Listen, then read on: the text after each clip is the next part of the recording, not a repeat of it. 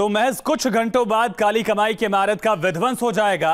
Twin tower जमींदोज होने जा रहा है तो हर कोई सवाल कर रहा कि आखिर ये टूट क्यों रहा है। इस मामले में क्या हुआ था, इसका जवाब है कि नोएडा के ट्विन टावर में इस निर्माण में व्यापक पैमाने पर करप्शन हुआ।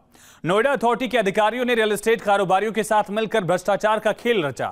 भ्रष्टाचार की इस गाथा की शुरुआत 18 साल पहले हुई, जिसका अब अंत होने जा रहा है।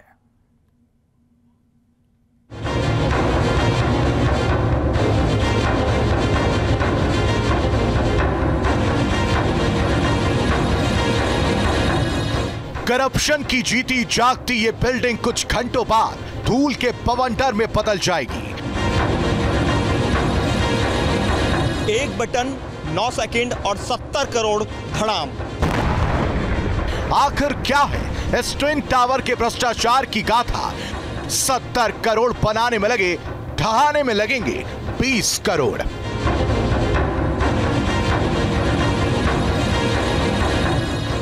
बड़े भ्रष्टाचार की इबारत लिखने वाली ये दोनों इमारतें अब इतिहास बनने जा रही हैं। इतिहास सबसे ऊंची इमारत के गिरने का। यह देश की सबसे ऊंची इमारत होगी जिसे ढहाया जाएगा। इससे पहले इतने बड़े अवैध निर्माण को देश में कभी नहीं तोड़ा गया। भ्रष्टाचार हुआ और हो रहा है, उसका एक नमूना जनता के सामने है। आज हमें 9 सेकंड के भीतर धराशायी होने जा रहे इन दोनों टावरों के पीछे की इनसाइड स्टोरी ग्राउंड जीरो से बताने जा रहे हैं।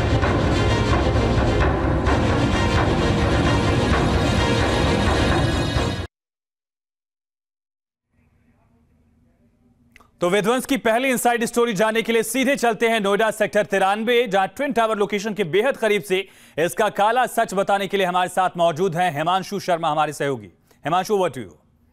बहुत सारे लोगों ने, हमारे देश के न जाने कितने ही लोगों ने अपना देखिए, ट्विन टावर की जो भ्रष्टाचार की शुरुआत थी वो साल 2004 के अंदर हुई। 2004 में इस ट्विन टावर की नींव पड़ी थी, यानी कि 2004 में 93A को एमरोल्ड कोड जो है उसको प्लॉट नंबर 4 आवंटित किया गया था, और जिसमें 14 जो टावर थे उनका निर्माण कराया जाना था और 9 मंजिला इसका निर्माण होना था। लेकिन इसमें पहला जो संशोधन हुआ वो 26 नवंबर 2006 के अंदर किया गया, और जो 9 मंजिला इमारत बनानी जानी थी उनको 11 मंजिला कर दिया गया। इसके बाद एक के बाद एक संशोधन हुआ, और जो तीसरा बड़ा संशोधन किया गया वो 2012 में किया गया। उससे पहले 2 नए टावर जिनका नाम सियान और एपेक्स हैं, जो भ्रष्टाचार की इमारत जिनको नाम अब कहा जा रहा है, उनको बना दिया गया। उसकी जो ऊंचाई थी 37 मीटर तय की गई थी, लेकिन 2012 में जब नियमावली दोबारा से बदली गई तो इसकी ऊंचाई 73 मीटर तय कर दी गई। और देखते ही देखते नोएडा प्राधिकरण के अधिकारियों की और मिलीभगत के साथ ये जो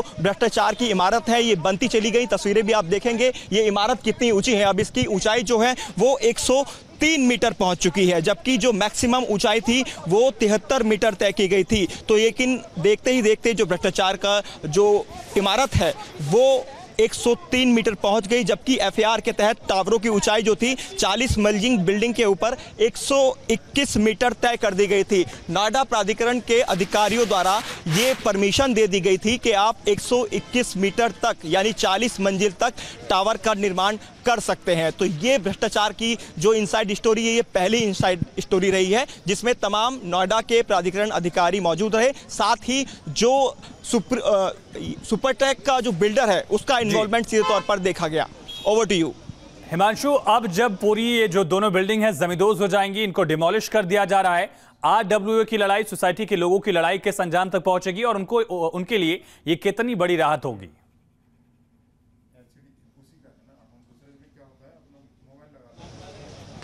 बिल्कुल, देखिए, सीधे तौर पर RWA ने ये मुद्दा ही तब उठाया जब उनको लगा कि जो ग्रीन बेल्ट एरिया है 7000 स्क्वायर मीटर का जो एरिया है जिस पर निर्माण नहीं किया जाना था, और उसके बाद इन दोनों टावर पर निर्माण करने की मंजूरी नोएडा प्राधिकरण की तरफ से दे दी गई थी। तब RWA इस पूरे मामले को लेकर कोर्ट में गई, और इलाहाबाद हाई कोर्ट ने सीधे तौर पर डेमोलिश करने का अपना जो डिसीजन था वो दिया, और उसी डिसीजन को सुप्रीम कोर्ट ने भी वैलिड रखा। यानी 2021 के अंदर सुप्रीम कोर्ट का जो फाइनल जजमेंट आया उसमें भी ये कहा गया कि ट्विन टावर यानी कि सियान और एपेक्स टावर को जमींदोज किया जाएगा, टावर को गिराया जाना है। हालांकि बीच में जो डेट रखी गई थी उसको कई बार बदला गया। उसकी वजह थी कि बीच में इलेक्शन आ गए थे और उसकी वजह से समय समय पर इसमें बदलाव हुआ, लेकिन अब फाइनली डेट भी तय हो चुकी है, समय भी निर्धारित कर दिया गया है। डेट 28 अगस्त और समय 2:30 बजे। 9 सेकंड के अंदर ट्विन टावर जमींदोज होता हुआ नजर आएगा। कुछ घंटे बाकी हैं जब ये लड़ाई उनकी पूरी होगी। हिमांशु, तमाम जानकारी के लिए बहुत शुक्रिया आपका।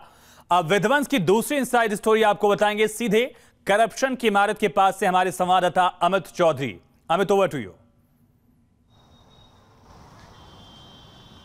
देखिए, एफएक्स टावर की ऊंचाई 22 मंजिल रखी गई है, जबकि जो सियान टावर है उसकी ऊंचाई 29 मंजिल रखी गई है। एफएक्स टावर की अगर ऊंचाई की बात की जाए तो 103 मीटर की ऊंचाई इसकी है और सियान टावर की ऊंचाई 95 मीटर के आसपास है। इस ट्विन टावर के अंदर 915 फ्लैट बनाए गए, 21 कॉमर्शियल शॉप बनाई गई, 2 बेसमेंट पार्किंग के लिए बनाए गए, जबकि 7,50,000 बिल्डअप एरिया इन दोनों ट्विन टावर के अंदर कवर किया गया है। इस बिल्डिंग के निर्माण में करीब 70 करोड़ रुपए का खर्च आया था। घर खरीदने वाले लोगों से कंपनी द्वारा, सुपरटेक कंपनी के द्वारा 180 करोड़ रुपए लिए गए। ट्विन टावर के 633 फ्लैट बुक हुए, जिनसे बिल्डर द्वारा मोटी रकम ली गई। अब इन फ्लैट बायर्स को 12% ब्याज के साथ तमाम रकम वापस लौटानी होगी, जैसा कि सुप्रीम कोर्ट का आदेश है। Over to you studio.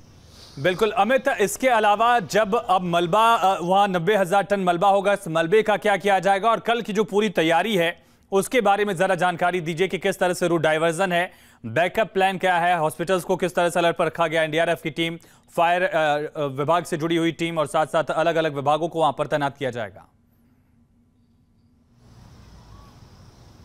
बिल्कुल, देखिए, नोएडा पुलिस के अधिकारी खुद कमिश्नर अभी मौके पर आए थे और उन्होंने पुलिस की तैनाती को लेकर जो बातचीत की, उस बातचीत में बताया गया कि 800 पुलिसकर्मी तैनात होंगे इन टावर्स की सुरक्षा को लेकर।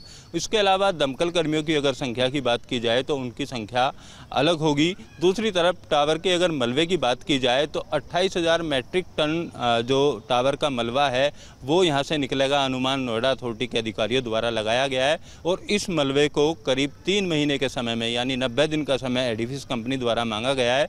सेक्टर 80 में एक खाली पड़ा प्लॉट नोएडा अथॉरिटी का है, वहाँ पर इस मलबे को शिफ्ट किया जाना है। और सबसे बड़ी चुनौती इस मलबे को शिफ्ट करना है, क्योंकि जैसे ही टावर ध्वस्त होंगे, टावर ध्वस्त होने के बाद जो धूल का गुम्मार यहाँ देखने को मिलेगा, इससे 10 से 15 किलोमीटर के एरिया में पूरी तरीके से जो स्मोक की चादर है वो फैल जाएगी और पोल्यूशन से लोगों को काफ़ी दिक्कतों का सामना करना होगा। हालांकि पोल्यूशन विभाग के अधिकारियों द्वारा नोएडा अथॉरिटी के साथ एक मीटिंग की गई है यहाँ। बिल्कुल, फिर एक बार हिमांशु के पास चलते हैं और जानते हैं कि आखिर इन दोनों टावर को लेकर विवाद क्यों हुआ, आखिर ऐसी कौन सी वजह थी जिसे 70 करोड़ की इस इमारत को 9 सेकंड में अब जमींदोज कर दिया जाएगा। हिमांशु।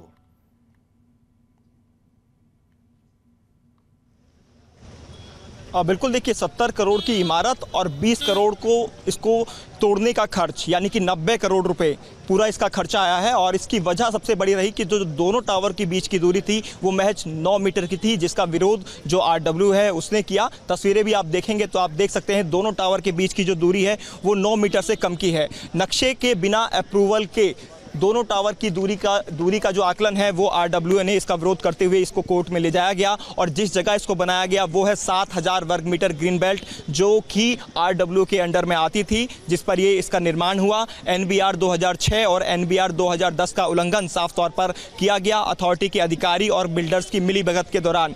बिल्डर और कंपनी के 3 डायरेक्टर इसमें दोषी भी पाए गए। नोएडा प्राधिकरण के 24 अधिकारी इस मामले में अब तक दोषी पाए गए हैं। 2014 में इलाहाबाद हाई कोर्ट ने आदेश दे दिया था इसे तोड़ने का। सुप्रीम कोर्ट ने 31 अगस्त 2021 को टावर को तोड़ने का आदेश दे दिया था। यानी कि अब से चंद घंटों के बाद जो ट्विन टावर है, भ्रष्टाचार की जो इमारत है, वो जमींदोज होती हुई नजर आएगी।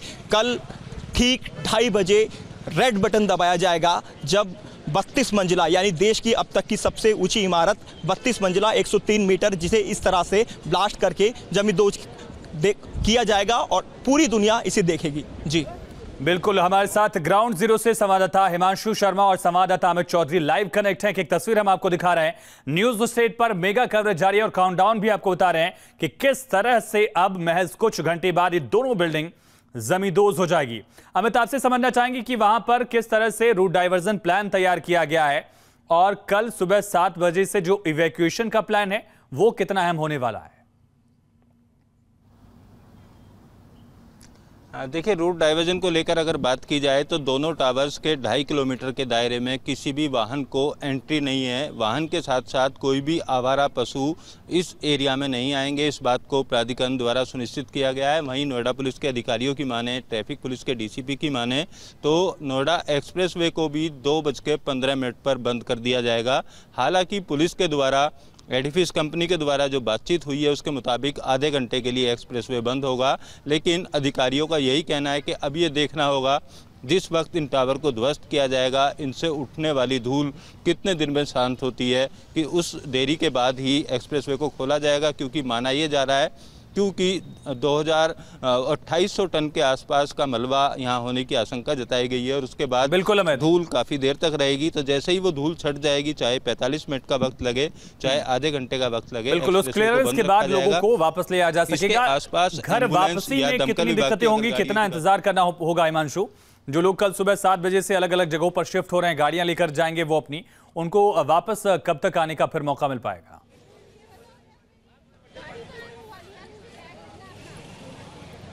देखिए, जो अब तक बताया गया है सीबीआरआई की तरफ से, उनका कहना है कि क्लियरेंस तभी दी जाएगी जब वो यहाँ पर जो टावर हैं सभी का इंस्पेक्शन कर लेंगे, यानी कि किसी टावर में कोई प्रॉब्लम तो नहीं है, खासतौर पर जो नज़दीकी टावर हैं। अगर कहीं पर कोई प्रॉब्लम होगी तो उसमें टाइम लगेगा, वरना शाम 5 बजे ग्रीन सिग्नल दे दिया जाएगा और ग्रीन सिग्नल मिलने के बाद जितने भी लोग अपने घर छोड़कर यहाँ से जाएंगे वो वापस अपने फ्लैट के अंदर पहुँच सकते हैं और उनको ग्रीन सिग्नल दे दिया जाएगा। उसी का इंतजार हो रहा है और अभी से जो लोग हैं वो तैयारी कर रहे हैं यहाँ से जाने की। तस्वीरें भी मैं आपको दिखाऊंगा। तो एमरोल कोर्ट से लगातार जो लोग हैं वो बाहर की तरफ आते हुए दिख रहे हैं और जो भीड़ है वो यहाँ पर आप देख सकते हैं किस तरह से जो आस पड़ोस की जो सोसाइटीज़ के लोग हैं वो यहाँ पहुँच रहे हैं इस ट्विन टावर को देखने के लिए, क्योंकि कल के बाद ये ट्विन टावर किसी को दिखाई देने वाला नहीं है। ये इतिहास के पन्नों में दर्ज हो जाएगा कि यहाँ पर कोई ट्विन टावर हुआ करता था। दरअसल 15% से ज़्यादा लोग जो आप देख रहे हैं वाइट शेड से जो कवर है पूरी बिल्डिंग, उससे लोग जा चुके हैं छोड़कर, और भी जो लोग हैं तमाम वो लगातार लोग यहाँ से टावर को छोड़कर अभी से जाना शुरू कर दिए हैं। और सुबह लास्ट